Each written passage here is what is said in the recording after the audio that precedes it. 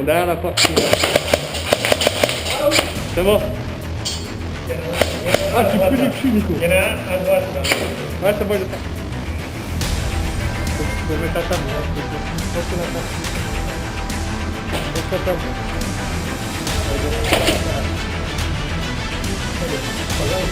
La droite, Ok, ouais, je l'ai. sors de là. Il y en a deux, il y en a deux, il y en a deux. Bien. C'est bon.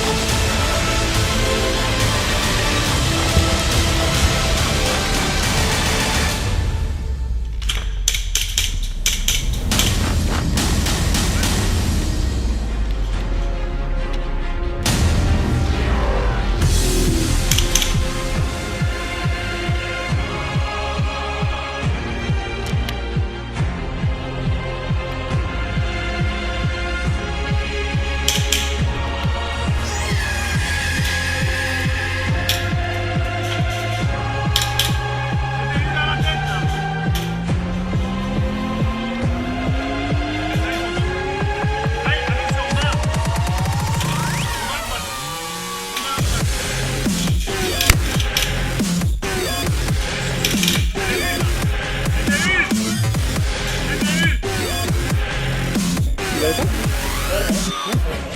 Ouais.